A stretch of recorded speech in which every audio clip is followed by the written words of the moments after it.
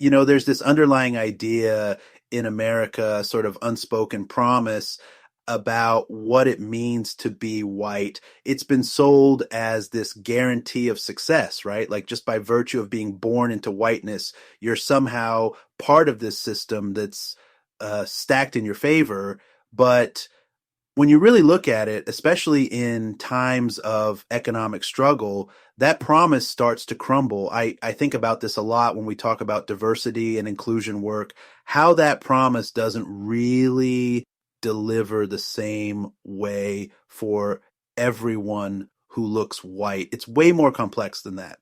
Yeah, like one size fits all, but Exactly. It's not a one size fits all reality. You take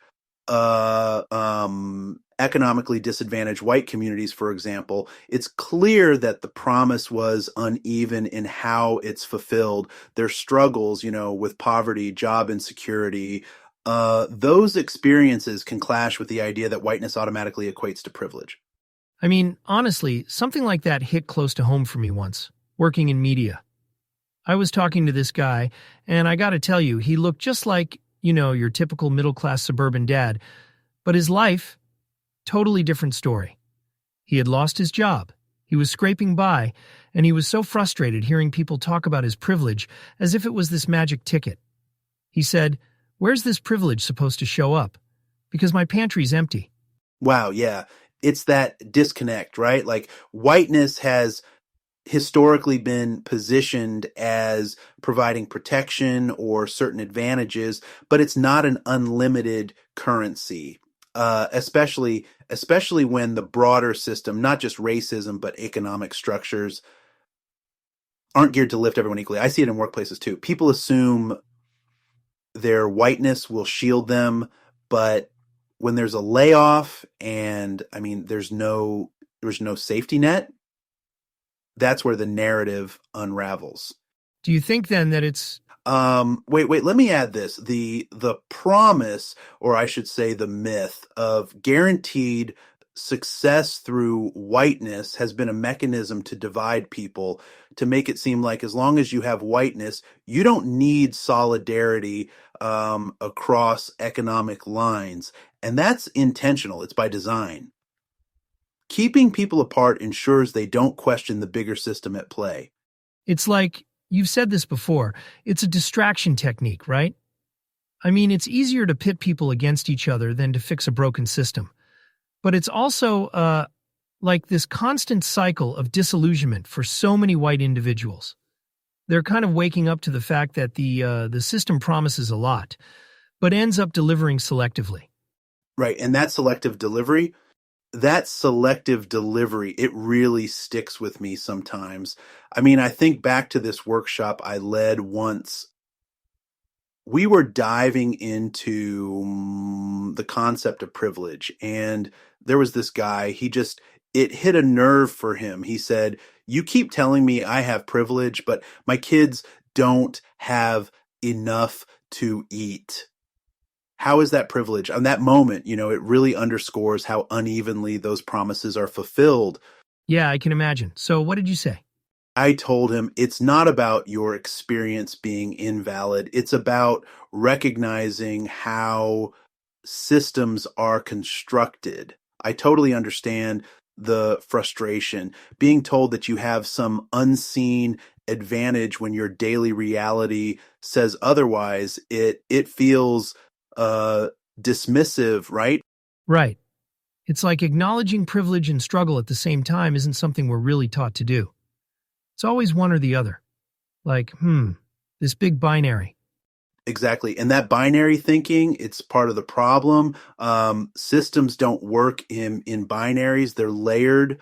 For someone like that workshop participant, they may not feel the benefits of privilege in their personal lives, but when it comes to how they're treated in larger societal contexts, that's where privilege can still show up, whether or not they see it. And that's so hard to reconcile. Like, why me? Why am I struggling if I'm privileged? That's got to be tough for people to wrap their heads around. It is, and honestly, it requires a lot of nuance. You see, the question isn't, do I have privilege or not? It's more like, how does my privilege interact with my hardship? Because both can exist at once, but that's not how we're conditioned to think. Okay, so here's a thought. When people push back, like they don't feel their whiteness has helped them, doesn't that point to these deeper flaws in the whole system? Absolutely. It's actually a symptom of systemic imbalance, a system that promises privilege but ties that promise to impossible economic conditions is built to fail people. It's built to divide people. Yeah, divide and distract. That's kind of the whole game. Reflecting on how systems are designed to divide us, I keep coming back to race. It's been one of the most powerful tools to keep economically struggling groups apart.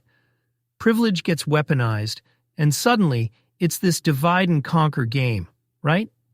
Absolutely. This isn't some accidental byproduct. It's been part of the design for centuries. Race became this wedge, something to pit poor individuals and communities against each other rather than uniting them around their shared struggles.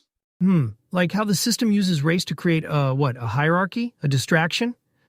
Exactly, a hierarchy of perceived value. I was reading some work about how, after the Civil War, poor white individuals were fed this narrative that they were at least better off than formerly enslaved people. It wasn't about uplifting them, but comforting them with superiority rather than solidarity. And you can see that same playbook today, just in different forms. Right. There's this case study I came across during my podcasting days. It was about this small town. Industries had dried up, and everyone, white and black families, were struggling. But this one group flipped the script. Oh, tell me more. Yeah, so they basically came together. They stopped seeing themselves as divided by race and started seeing each other as workers, as parents, just people trying to make it through the same economic mess. They formed a coalition, pushed for community programs, better schools, job training. And it worked. It didn't fix everything, but they showed what happens when people tear down those racial walls. That's powerful, and it's exactly what the reflective prompts we talked about are trying to do. They're meant to push people to really think, why are we divided? Who benefits from that division? And more important, what happens when we stop buying into the divide? Yeah, because once you see the system for what it is, it's hard to unsee it. Exactly. And that's the goal, to encourage people to ask hard questions like, who made the promise of privilege and who truly benefits? These aren't easy conversations to have, but they're necessary if we want to move forward. It's about fostering empathy, yes, but also critical thinking, asking where our struggles overlap and how we can build bridges instead of walls. And honestly, sharing more stories like that town, where unity actually made change, can inspire others. It's not theoretical, it's achievable.